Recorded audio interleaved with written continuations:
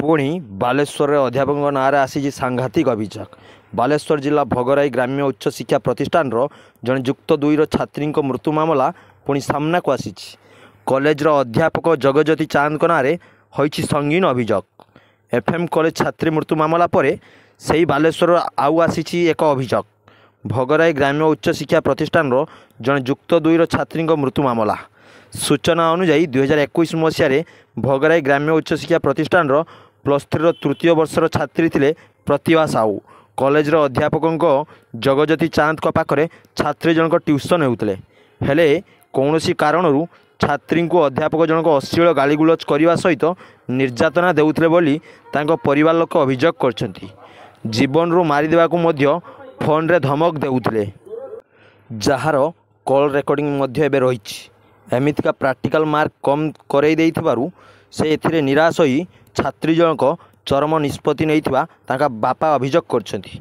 2021 मसीहा जुलाई 3 तारिख में नाबालिका छात्री जनक अध्यापक निर्यातन अतिष्ठ होई जीवन हारिथिले। एने परिवार लोक कमरदा थाना एतला देइथिले भी कौनसी कार्यानुष्ठान होई नाही। तेणु एबे पुणी थरे तदंत पई दाबी करछंती छात्री परिवार लोके।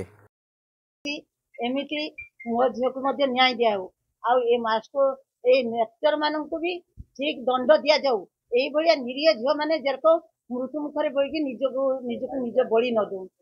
एई भलिया केते बाप झियो छुआ माननको हरोचन सेति की अनुरोध तुम हमको ताको भौणी देखंतु ये तो हवा मात्रे घटना सामना आसला प्रतिकार हला। 4 वर्ष धरकी जने झियो आत्महत्या कला से कहार सरकार थिला से कहीं कार्यानुष्ठान करनथिले। एटिकार एमएलए से कोठी शोइथिले एबेकार एमएलए ए विषय रे प्रश्न उठी त खोलताड़ करिवे कि मो पाखु अभियोग आसिले मु तार उपयुक्त तदंत व्यवस्था करेबी। किंतु वर्तमान जे एमएलए चित्कार करछंती बिना कारण रे तांको मु पचारियो चाहे 4 वर्ष तले तांको निर्वाचन ले पर जघन्य हत्याकांड हितला से तार की प्रतिकार करछंती बाकी प्रतिकार करियो जाउछंती सेटा भी जनता को उत्तर देबा उचित। जेतु नवा सरकार आछंती परिवार न्याय दाबी कर परिवार जदि मते कहबो आमे तार न्याय पे व्यवस्था करिवो आईनगत प्रक्रिया पूर्ण करिके